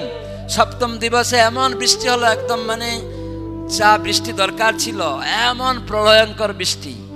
তারপরে ওইখানে একজন ধনী লোক ছিল, জমিদার, সে তার কাগজ, জমির কাগজ নিয়ে এসে বলছে এই যে 900 একর কি 1800 একর জমি, মানে একদম খামার বাড়ি, সেখানে সব রকম একদম ফলের গাছ থেকে, জমি থেকে সব কিছু একদম, উনি বলেন এটা আমি ইস্কনকে দান করে দিলাম। হ্যাঁ, গুরু মহারাজ এই কথা বলছিলেন যে বৃষ্টি প্রভুপাদ আনিয়ে দিলেন, যার ফলে হায়দ্রাবাদে ফার্ম আছে, ওটা ওই লোকটা দান করেছিল। 1800 একর কি 900 একর জমি একসাথে, ফল বাগান টাগান, তো পাহাড় টাহাড় সব আছে, বুঝতে পারছেন? তাহলে দেখুন, তো আমাদের নাম যজ্ঞ করতে হবে, বেশি গুরুত্ব। হ্যাঁ, এটা অন্য গৃহপ্রবেশে যে হরিনাম যজ্ঞ করলেও হবে, সেখানে যে যজ্ঞ করতে হবে এরকম নাই। কলিযুগে করুন, ওটা লোক দেখানোর জন্য, লোক সংগ্রহার্থে সংক্ষিপ্তভাবে একটু যজ্ঞ সোয়া ঘি পুড়িয়ে দিয়ে হরি। কিন্তু যদি সেই যজ্ঞে, জীব গোস্বামী বললেন, কোনো কিছুতে পূজা অর্চন যজ্ঞতে যদি হরিনাম না থাকে তাহলে নিষ্ফলম। যে দশম নাম অপরাধ চলে, 10 নাম অপরাধের 8ম নাম অপরাধে চলে যাবে। আপনি যদি গীতা ভাগবত পড়বেন, পড়ে যদি মাঝে মাঝে হরিনাম না করেন, শেষে যদি হরিনাম না করেন, প্রথমে যদি হরিনাম না করেন, তাহলে ওই গীতা ভাগবত কেউ পড়ছে সেটাও নিষ্ফল। আপনি অর্চন, পূজা, আরতি অনেক কিছু করছেন, সেখানে যদি হরিনাম না করেন ওই পূজাও নিষ্ফল। জীব গোস্বামী বললেন, প্রত্যেকটা ভক্তির অঙ্গের সাথে যদি হরিনাম না জুড়ানো থাকবে তাহলে সব নিষ্ফলম, সব চলে যাবে 8ম নাম অপরাধে, কর্মকাণ্ডে চলে যাবেন। তো সেজন্য সাবধান। এই জন্য নামহট্ট প্রচারটা খালি গিয়ে ভজন গাইলাম তা নয়, ওখানে প্রত্যেকটা ক্ষেত্রেই হরিনাম আছে কিনা দেখতে হবে। আমি একটা গান গাইলাম, তারপরেও হরিনাম করতে হবে, তার মানে নামকে প্রাধান্য দিতে হবে। এটা আজকাল লেগে গেল। আমি অনেক নামহট্টের সঙ্গে যাচ্ছি, দেখছি শুধু কীর্তনের পর কীর্তন, কীর্তনের পর প্রভু আরেকটা, কিন্তু একবারও হরে কৃষ্ণ মহামন্ত্র কীর্তন হয় না। তাহলে ওটা নামহট্ট কি করে হবে? নামহট্ট মানে নামের আদান প্রদান। যদিও সেই ভজনগুলিতে ভগবানের নাম মহিমা আছে, তথাপি কলিযুগের যুগধর্ম হরে কৃষ্ণ মহামন্ত্র, এই নামকে কেউ বুঝতে পারে না, মানে বুঝতে পারে না। কিন্তু হরে কৃষ্ণ মন্ত্র আপনি বুঝুন না বুঝুন, এটা সবাই কৃপা পাবেন। তবু বলছি না যে ভজন গাওয়া যাবে না, সেই ভজনের মধ্যে অনেক রস আছে, ভক্ত সঙ্গে সেগুলো ব্যাখ্যা করে ভগবানের মহিমা সেগুলি আছে, নামের মহিমা। গান করলেন, কিন্তু নাম করলে চেতনা মার্জিত হবে, আর ওই গানের মহিমাটা বুঝতে পারবেন, ভাগবত উপলব্ধি হবে যদি হরিনাম করেন, নাহলে ভাগবত বুঝতে পারবেন না। বুঝতে পারছো? তো এই জন্য আমার অনুরোধ, এই যে সব জিনিস আমরা বললাম, তো এখন এই নামটা সংঘ বসবেন আপনারা, সেখানে কি কি দরকার আমরা শুনলাম যে 10-5 জন মিলে আমাদের সংঘ করতে হবে। 10-5 মিলে কোথায় বসে? দ্বারে বসে। তো সেখানে আমাদের একটা নামহট্টর সঙ্গে সদস্য কতজন থাকতে হবে? কমপক্ষে 5, বেশি হলে 10, আর বেশি না। কে বলেছেন এটা? কে বলেছে? মহাপ্রভু বলেছেন। চৈতন্য ভাগবতে এটি পাবেন। আমরা আমাদের গ্রুপ বড় করতে পারি, কিন্তু আবার ভেঙে ছোট করতে হবে। অনেক ভক্ত ভাঙতেই চায় না। গুরু মহারাজ বারবার বলছেন যে সব ছোট ছোট গ্রুপ করতে হবে। কেন না? আপনার 100 জনের 50 জনের মধ্যে অনেক লিডিং করার পাওয়ার আছে, সে যখন পাচ্ছে না তখন আপনার সঙ্গে দ্বন্দ্ব হচ্ছে। যদি 50 জনকে 5টা গ্রুপ করে দেন, তাহলে 5টা লিডার যে ছিল তার মধ্যে তাদের ক্ষমতা ছিল একটু প্রচার করার জন্য, সেই লিডারগুলি বেরিয়ে আসবে। তারা তখন একটা সংঘ আর একটা গ্রুপকে দায়িত্ব নিতে পারবে, হ্যাঁ কি না? তাহলে সেই ভক্ত উৎসাহ পাবে কিনা? কিন্তু আপনি একজন কুক্ষিগত করে রেখে দিয়েছিলেন। সেই জন্য গুরু মহারাজ বলছেন যে 50 জন হয়ে গেছে, ওটা বড় না করে ছোট করে দাও। তাহলে একটা দিক পেলাম আমরা, কি না, লিডার অনেকে করতে ইচ্ছা করে, তারা সুযোগ পায় না, সেই সুযোগ এলো। আর কি হচ্ছে বলুন?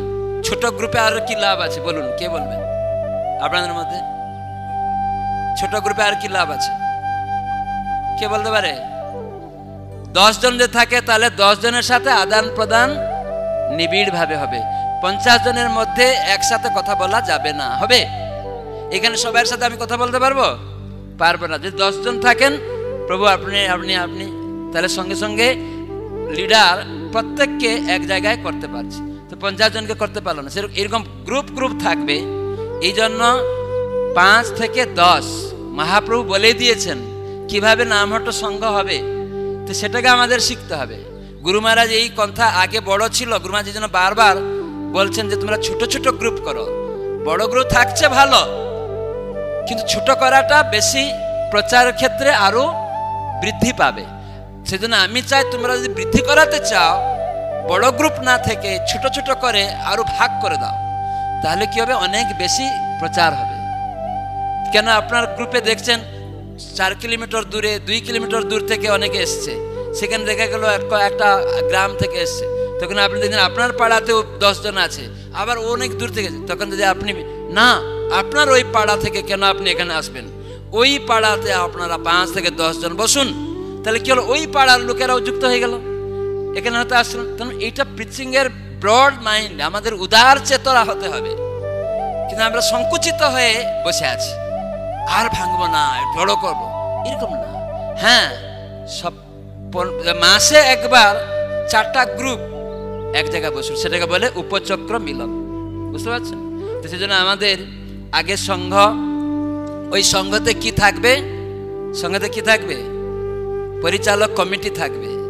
পরিচালক কমিটিতে কে আছে দেখুন, ওখানে বুড়ে দেখানো হয়েছে প্রজেক্টরে, দেখুন পরিচালক মণ্ডলীতে কে থাকবে, 10 জন যদি নামটো সংঘ 5 জন হলেন বা 10 জন, সেখানে প্রথমে আপনার পরিচালক মণ্ডলী আছে, সেখানে কে কে থাকবে, সভাপতি থাকবে, একজন কোষাধ্যক্ষ থাকবে, একজন সম্পাদক থাকবে, আর সাধারণ সদস্যবৃন্দ থাকবে। বুঝা গেল? তো এটা হচ্ছে পরিচালক মণ্ডলী। তার মানে সাধারণ সদস্যদেরকে পরিচালনা করবে কারা, এই 3 জন, সভাপতি, সেক্রেটারি আর কোষাধ্যক্ষ, এই 3 জনের প্রয়োজন। তার মানে আমরা যে নামটা প্রচার করব, প্রথমে এই সংঘ থেকে বুঝতে হবে। তো এই সংঘের ভক্তরা, তার মানে আমরা আনুগত্য শেখানোর জন্য, তো এখানে কেন্দ্রবিন্দু আমাদের থাকা দরকার। তো সেজন্য আমরা প্রথমে দেখাচ্ছিলাম কেন্দ্রবিন্দু রাধা মাধব, দেখানো হয়েছিল। প্রথমে আমরা দেখাচ্ছি যে রাধা মাধব আমাদের কেন্দ্রবিন্দু। সেখানে প্রভুপাদ পরম্পরা সূত্রে আমরা চলে আসছি। যাই হোক, আগে আপনারা গুরু পরম্পরা সূত্রে, তাহলে একটা সংঘ করতে গেলে, যেমন আপনার পরিবার, আপনার পরিবারকে যদি ঠিকভাবে পরিচালনা করতে চান, পরিবারের লোকেরা যদি ঠিক থাকতে চায়, পরিবারের একজনকে কেন্দ্রতে রাখতে হয় কিনা, হয় না? মালিক থাকে না? প্রত্যেক বাড়িতে আমরা দেখতাম ছোটবেলায়, বাড়ির একটা মালিকই থাকে, সে সব পরিচালনা করে। তো সবাই তার নির্দেশ অনুসারে চলে। এই যে রাধা মাধব আছে, দেখুন উপরে দেখছেন, ওখানে সুন্দর রাধা মাধব আছে, হ্যাঁ, সেখানে পরম্পরা আছে। তার মানে আমরা গুরু কৃষ্ণ আমাদের কেন্দ্রবিন্দু থাকবে। সেজন্য আমরা শুনছিলাম পরম্পরা ক্রমে, তার মানে স্বতন্ত্রভাবে আমরা নই, তার মানে নামহটের সঙ্গে স্বতন্ত্র নয়, পরম্পরা সূত্রে। সেজন্য কেন্দ্রবিন্দু কে হলো, রাধা মাধব, পঞ্চতত্ত্ব নৃসিংহদেব যে ভগবান, এবং তার প্রতিনিধি প্রভুপাদ, গুরুবর্গরা। তার মানে তাদের নির্দেশ অনুসারে ভগবত সেবা, নিজের মতে নয়। বুঝা গেল? ঠিক আছে। তাহলে এই সংঘতে সম্পাদক, সভাপতি, কোষাধ্যক্ষ একটা গ্রুপ হয়ে গেল, সেখানে আর কয়েকজন সদস্য থাকলো। তাহলে আমাদের এটা করে খাতা করতে হবে। সেই খাতাগুলি কি কি থাকবে, আমি অনেক ডিটেলস যাচ্ছি না, ওখানে সব লেখা আছে। তো যেহেতু আমি ওটা পুরা দেখিনি, এখন আমরা খাতা করব। ওখানে দেখুন খাতা 4টা আছে, 4টা খাতা লেখা আছে। হ্যাঁ, কি কি খাতা লেখা আছে, ওটা কর্নেস দিতে হবে আরেকটা আমাদের প্রভুর কাছে, কেন আমি এখানে দেখতে পাচ্ছি না। 4টা খাতা আছে। প্রথম খাতা উপস্থাপনা, মানে উপস্থিতি লেখা আছে, উপস্থিতি মানে প্রেজেন্ট খাতা। তার মানে আপনারা যে নামটার সঙ্গে আসেন, মহামিলন করেন, সেখানে প্রথম খাতায় আপনাকে ওটা তুলতে হবে না, আপনি শুনুন আগে, দেখুন, আমরা দেখাচ্ছি, এগুলো আপনারা পাবেন, আমরা পেয়ে যাবেন। তো প্রথমে খাতা উপস্থিতি খাতা নয়, মানে উপস্থিতি মানে যে অ্যাটেন্ডেন্স আপনারা নেবেন। তার মানে আপনার সঙ্গে 5 থেকে 10 জন সদস্য, তো সেই খাতাটা দেখাও পুরাটা। এখন খাতার দিকে চলে যাও। হ্যাঁ, এখানে খাতা দেখুন, প্রথম খাতা ভক্তদের উপস্থিতি এবং স্বাক্ষর, সেখানে রুলিং থাকবে, একজনের নাম, 10 জন আপনার খাতাতে লেখা আছে, নামটার সঙ্গে 10 জনের নাম লেখা আছে, সম্পাদক থেকে শুরু করে সদস্যদের। তো সেখানে লেখা আছে প্রথম সপ্তাহ থাকবে, দ্বিতীয় সপ্তাহ থাকবে, তৃতীয় সপ্তাহ থাকবে, চতুর্থ সপ্তাহ থাকবে। এটা লেখেনি, করনি, এটা তোমাকে বলে দিয়েছিলাম তো, প্রেজেন্ট খাতায় এটা লেখা থাকবে, এটা করনি। প্রথম সপ্তাহ, দ্বিতীয় সপ্তাহ, তৃতীয় সপ্তাহ, চতুর্থ সপ্তাহ, তার মানে রুলিং করে নাম থাকলো। ঠিক আছে, এটা তৈরি করতে পারিনি, যেহেতু করছে এখন। তো প্রথম সপ্তাহে, আজকে আপনার প্রথম সপ্তাহে এসছেন মহামিলন, তাহলে ওখানে যে বার আপনাদের আছে, সেই বারে সময় ওখানে উপস্থিতি আপনি স্বাক্ষর করে দিবেন, আপনার নাম প্রেজেন্ট করে আপনি স্বাক্ষর করে দিলেন। তাহলে প্রত্যেক সদস্য স্বাক্ষর হয়ে গেল। কেউ একজন আসেনি, সেখানে জানবে, শেষে ফোন করবে বা জানবে প্রভু আপনার পাশে বাড়ি, ওই প্রভু আসেনি কেন।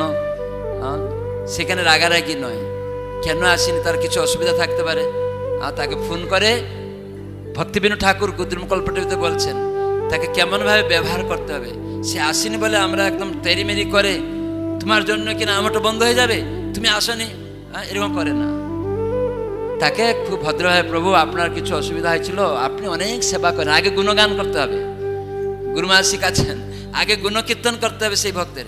আপনি অত সেবা করেন আমটে, আজ আপনি আসতে পারিনি বলে আমরা কত রকম সেবা থেকে বঞ্চিত হলাম, আপনার সঙ্গ থেকে আমরা কত রকম বঞ্চিত হলাম, প্রভু আপনি প্রতি সপ্তাহে আসবেন। তার মানে কি উনি রাগ করবে? তাকে আপনি তুলে দিলেন সেবায় এবং তাকে বললেন সঙ্গ দান করতে, তার মানে আমরা রাগারাগি করব না। এরকম ভাবে যারা লিডার, সভাপতি, সভাপতি মানে কি, প্রভুপাদ ভাগবত একটা তাৎপর্য লিখছেন, সভাপতি হচ্ছে বাড়ির ফ্যামিলির অভিভাবক, বাড়ির পরিবারের অভিভাবক। তো অভিভাবক সে দেখেন তার একটা ছেলে, ভাইয়ের ছেলে সবাইকে নিয়ে দেখে না, তো ভাইয়ের ছেলে কিছু একটা দুষ্টামি করেছে তাকেও দেখবে, আবার কেউ ভালোবেসেছে তাকেও দেখবে, নিজের ছেলে অন্যের ছেলে সবাইকে পরামর্শ করবে। কেউ তো জানে না কোনো সে অভিভাবককে খারাপ কথাও বলে দিয়েছে, তখন সে জানে ও ছোট বাচ্চা এখন আছে, ও আমার সাথে কিভাবে কথা বলতে হয় জানে না, তখন তার সাথে গিয়ে আদর করে মিলেমিশে আছে, তুমি জানো না এইভাবে করতে হয়, এটা তুমি হয়তো একটু রাগ করেছ, এরকম করে তাকে আদর করে বুঝায়। কিন্তু এ যদি গিয়ে সেখানেও তেরিমেরি করে তার উপরে কিছু করে, সে বাচ্চা তো এখন বুঝে নাই। সেজন্য আমাদের সভাপতিকে, সম্পাদককে, কেউ হয়তো কনিষ্ঠ ভক্ত, নতুন ভক্ত বা কেউ বলে দিয়েছে কিছু, সেটা যেন আরে এদেরকে আমি ভক্ত করলাম, এরকম তুমি আর আসবে না এই আমার মহামিলনে যোগদান করবে না, এরকম না। কি করে আদর করে ভালোবেসে নিয়ে আসতে হবে, বুঝতে পারছেন? এসব পন্থা এই জন্য আমাদের উপস্থিতি খাতা থেকে ধরা যাবে কোন ভক্তটা এই সপ্তাহে মহামিলনে এসেছিল না, সেদিন আপনারা অনুশোচনা করতে হবে, ফোন করতে হবে, আমরা তার সঙ্গ থেকে বঞ্চিত হয়েছি। এটা একটা দিক উপস্থিতি খাতা থেকে জানা যাবে, বুঝা গেল? তারপরে সে নিজেও বুঝবে, আরে আমি গত সপ্তাহে যাইনি, কি কি আলোচনা হয়েছিল, আমি বঞ্চিত হই। সে আবার নিজে বলবে, প্রভু আপনি আমাকে লজ্জা দিবে না, আমার এই অসুবিধার জন্য আমি যেতে পারিনি, সাধুসঙ্গ আর সেবা থেকে আমি বঞ্চিত হলাম, আপনারা কি বঞ্চিত হলেন, আমি তো নিজে। এ হচ্ছে বৈষ্ণবীয় আচার আচরণ, সদাচার এটাকে বলে, ব্যবহার পরস্পর মধ্যে, রাগারাগি নয়। কেউ আমাকে একটু নিন্দা করে দিল, আমরা একদম ওকে আর ডাকবো না, ফোন করবো না, আমাকে কথা বললো না। একদম জেলা প্রচারক থেকে শুরু করে, কো ডাইরেক্টর থেকে শুরু করে সবাই প্রত্যেক ভক্তের সঙ্গেও আদান প্রদান করবে। কেউ রাগারাগি করলেও তাকে মিশবে, গিয়ে কথা বলবে, ডাকবে, সে যতই কিছু বলুক ডাকতে হবে। কিন্তু মাঝে মাঝে আমরা দেখি জেলা প্রচারকরা আর তাকে নিকুচি, আমাকে আদর সম্মান করেনি। এদিকে ক্লাসে আমরা বলছি যে কি বলছি, একটা গান আছে না, কবে হবে বলো সেদিনও আমার অপরাধ ঘুচি, শুদ্ধ নামে রুচি, কৃপা বলে হবে হৃদয় সঞ্চার। তারপরে কি, তৃণাধিকহীন কবে নিজে মানি, সহিষ্ণুতা গুণ হৃদয়তে আনি, আপনি অমানি কি, তারপরে সকলে মানদ হয়ে আশা দিব নাম রসার। আমরা হয়তো গান করে বলে দিলাম, কিন্তু আমাকে কেউ অপমান করলো, তা আমি ক্লাসে বললাম আরেকটা ভক্তকে যে তুমি জানো না, এরকম শিক্ষা দিচ্ছি, কিন্তু আমাকে যখন কেউ অপমান করলো তখন আমি একদম রেগে বসে থাকলাম, আর তাকে ডাকবো না। সে আমাকে গেলাম কোথাও, আমাকে বসতে বললো না, হরিকথা বলতে বললো না, সেক্রেটারি, চক্রবর্তী, উপচক্রবর্তী, মহাচক্রবর্তী, মালা সেনাপতি, জেলা প্রচারক পর্যন্ত এই অভিমান নিয়ে বসে থাকে। এই জন্য প্রথম থেকে আমি বলে এসেছি যে আমাদের অভিমান শূন্য হতে হবে। এই যে থাকলে হবে না, তাহলে সে প্রচার করতে পারবে না। তার প্রচারক হওয়া উচিত না, উপচক্রবর্তী হওয়া উচিত না, জেলা প্রচারক হওয়া উচিত না। তারা নিজেরা শিক্ষা করা উচিত। খালি জেলা প্রচারক সেজে গেলাম হবে না, চক্রবর্তী সেজে গেলাম প্রতিষ্ঠা পেলাম, এরকম না। তো সেজন্য আমাদেরকে বুঝতে হবে। সেই জন্য উপস্থিতি খাতাতে সাপ্তাহিক করে দেবে, রুলিং করে, প্রথম সপ্তাহ, দ্বিতীয় সপ্তাহ নাম্বার থাকবে 10 পর্যন্ত, এরকম লাইন করে দেখিয়ে দিবে, খাতা একটা তৈরি করে। এরকম একটা খাতা সবাইকে করতে হবে নামটার সঙ্গে, বুঝা গেল? বুঝতে পেরেছেন? কতজনের নাম হট্টেতে উপস্থিতি খাতা প্রেজেন্ট করা হয়? হাত তুলুন দেখি। অনেকের আছে। আমি বহু বছর ধরে বলে আসছি, এখন আবার স্লাইড করে দেখাতে চাইছি, যেহেতু আমার সময় ছিল না ও প্রভুর সাথে বসে করার। কিছু আমি বলেছি, ও করেছে, ঠিক আছে। পরে আবার এরকম খাতা আমরা অফিস থেকে হয়তো ছাপাবো মনে করছি, প্রত্যেকটা 4টা খাতা। তো এখানে একটা খাতা আমরা শুনে নিলাম, কি কি করতে হবে সেটা দেখলেন। দ্বিতীয় খাতা থাকবে জেলা ভিত্তিক, এটা যাই হোক না, আমার ভক্তির ক্রমোন্নতি খাতা একটা থাকবে, ভক্তির ক্রমোন্নতি খাতা। তো ভক্তির ক্রমোন্নতিতে কি কি লেখা হবে, সেখানে ক্রম সংখ্যা থাকবে, নাম থাকবে। তারপরে দেখো, তারপরে লাইনটা দেখো, করনি, তার উপরটা দেখো, যেটা যে ক্রমে ক্রমে এরকম থাকবে, সাধু সঙ্গী। হ্যাঁ, এটা এটা দেখুন লাইনিং করা আছে, দেখুন এরকম একটা খাতা থাকবে, এটাকে লেখা থাকবে ভক্তির ক্রমোন্নতি খাতা। এখানে নাম একটা পরিচয় আছে, কিন্তু সিঁড়িটা সবাই জানেন, শ্রদ্ধাবান, সাধু সঙ্গী, এই যে সিঁড়ি আছে একটা দেখুন, এই সিঁড়িটা আমরা কালারিং করেছি, ও পাইনি বলে ঢোকাতে পারিনি, আমি বললাম আমাদের কালারিং করা আছে। তো এখানে দেখুন এই সিঁড়িতে লেখা আছে। তারপরে দেখো ক্রমোন্নতিটা, ওই ইয়েটা দেখাও, লাইনটা, না না যেটা লাইনটা ছিল এর পূর্বেরটা, হ্যাঁ এটা। এখানে দেখুন প্রত্যেক সদস্যর নাম থাকলো সিরিয়ালি, 10 জন সদস্য একটা খাতায়, ওই খাতার উপরে লেখা থাকবে ভক্তির ক্রমোন্নতি খাতা।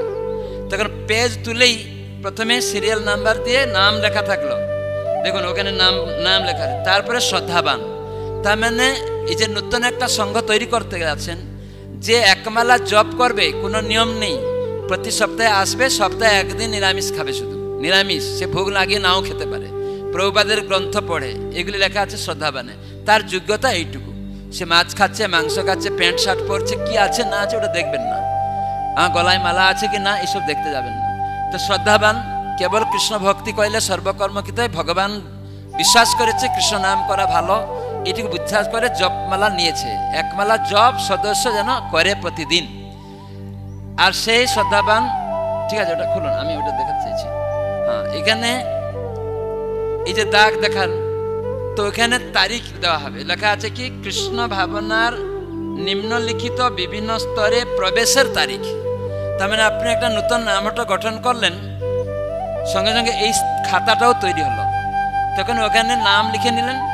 তখন প্রথমে একমালা, তারা তো কেউ ভক্ত ছিল না, 10 জনকে নিয়েছেন, তার প্রথমে বলবেন একমালা করে অভ্যাস করবেন আপনারা, রেখায় হোক মালায় হোক এখন করবেন, মালাটাও নিতে পারেন। তো তারা নিল, এখন শ্রদ্ধাবান নাম লিখে দিলেন, ওই ভক্তদের নাম লিখে, ওই যে শ্রদ্ধাবান হয়ে গেল, ওখানে ডেট দিয়ে দিলেন, এই তারিখে এই সব ভক্তরা আমাদের যোগদান করেছে, নাম হয়ে গেল। তার মানে কত তারিখে এই সব ভক্তরা ঢুকেছে আপনার একটা নতুন নাম ওটার সঙ্গে। এটা দরকার আছে না দরকার নেই? দরকার আছে। কখন দরকার হবে এটা পরে আমি বুঝাতে যাচ্ছি। এই জিনিসটা যদি আমরা না শিখাই, আমি প্রতি বছর ধরে বলে বলে আসছি, কেউ করছে না। এখন আমি নিজে বিভিন্ন জেলায় আমি দেখলাম, যে কোনো জেলা কয়েকটাতে তারা করলো না জেলার প্রচারকরা, তখন আমি নিজে গিয়ে আবার ডেকে ডেকে সেই সেক্রেটারি, সভাপতি, তাদেরকে বসে বসে এই প্রভু ভাগবত কীর্তন প্রভুর এলাকায় গিয়ে এমন সুন্দর, এখন ঘাটাল টাটালে ভক্তরা এত খুশি হচ্ছে, তৈরি করছে গিয়ে একদম ওই রকম ভাবে। জেলা প্রচারক প্রথমে করছিল না, এখন জেলা প্রচারক মাথায় নেশা লেগে গেছে, না প্রোগ্রাম টোগ্রাম বন্ধ করে এখন আগিয়ে গেছে। আমার শুনে আনন্দ লাগলো। প্রত্যেক ভক্ত বলছে, মহারাজ আপনার কথা এখন আমাদের জেলা প্রচারক এখন শুনছে, কেন না আমাদের তমাল প্রভুকে যে আপনি শিক্ষা দিয়ে পাঠিয়ে দিচ্ছেন, তো এরকম আমরা প্রত্যেকটা জেলায় জেলায় এরকম তমালের মতো যারা একটু কম্পিউটার জানবে, যারা একটু ইয়ে করবে, জেলা প্রচারকের সঙ্গেও কয়েকজন এরকম লোক আমরা চাই আপনাদের তরফ থেকে, যারা দায়িত্ব নিয়ে এইসব করবেন, ট্রেনিং দিবেন, শিখাবেন। সেখানে উপচক্রও থাকতে পারে, চক্রও থাকতে পারে, কিন্তু এরকম আমরা পদ্ধতিকে যাতে আর এরকম ঘুমিয়ে থাকার নয়। গুরু মহারাজ জানতে চাইছে যে কতটা নামহট্ট সংঘ আছে। যখন একটা জেলা প্রচারকে জিজ্ঞাসা করছে তোমার জেলায় কয়টা নামহট্ট সংঘ, গুরু মহারাজ ডাইরেক্ট জিজ্ঞাসা করছে একটা উত্তরবঙ্গের একটা জেলার, তখন সে বলতেই পারলো না। গুরু মহারাজ নিজে লজ্জিত হয়ে গেল যে জেলা প্রচারক বলতে পারলো না তার জেলাতে কতটা সংঘ আছে। এটা লজ্জার ব্যাপার না? যেহেতু খাতা কলম মেনটেনেন্স করছে না। আমরা বহু বছর ধরে বলে আসছি, আগে আমাদের শেখানো হচ্ছিল, খাতা কলম দেখানো হতো, যে এত সংঘ আছে, প্রতি জেলা সম্মেলনে এসে আবার আপডেট দেখানো হতো। আমি দেখলাম অনেক জেলা প্রচারক এখন দেখায়, এত উপচক্রবর্তী। গুরু মহারাজ এইবারে আবার গৌরাঙ্গ প্রেম স্বামী মহারাজ যে ইমেল করেছেন, তোমার পশ্চিমবঙ্গে আমরা বসেছিলাম কয়েকদিন আগে, উড়িষ্যা, আসাম ইত্যাদিতে নামহট্ট প্রচার হচ্ছে, আমি শুনছি খুব সুন্দর প্রচার হচ্ছে। গুরু মহারাজ লিখছেন, খুব আমার উৎসুক হচ্ছে সেই সব প্রচারকরা কারা, লিডিং করছে, তাদের নাম, ঠিকানা, কন্ট্যাক্ট নাম্বার আমার চাই। তার মানে গুরু মহারাজ চাইছে। এখন সব জেলা প্রচারকরা মাথায় টনক নেড়ে গেছে, কি করে করব, কি করে। আরে আগে থেকে অনেক ভক্ত রেডি। আমাদের সুরসেন প্রভু দক্ষিণ 24 পরগনা একদম আমার কাছে পাঠিয়ে দিয়েছে সঙ্গে সঙ্গে। আমাদের কয়েকজন বসুদেব নন্দন প্রভু বলছে আমার রেডি, শুধু কম্পিউটারে আমি তুলতে জানি না, তুলছে একজন ভক্ত। কিন্তু আমাদের ম্যানুয়াল খাতাতে সব রয়েছে, এগুলো সব অনেক জায়গায় ভক্তরা এটা করে ফেলে আছে, যেহেতু ওরা আগে থেকে প্রতি বছরে দেখায়, লিস্ট আছে। কিন্তু অনেক ভক্ত জেলা এখনো দেখাতে পারছে না, এটাই লজ্জার বিষয়। তো আপনারা করবেন, সবাই এটা করবেন, যারা করবেন হাত তুলুন দেখি। আমার খুব আনন্দ লাগছে যে সবাই হাত তুলছে, খুব সুন্দর।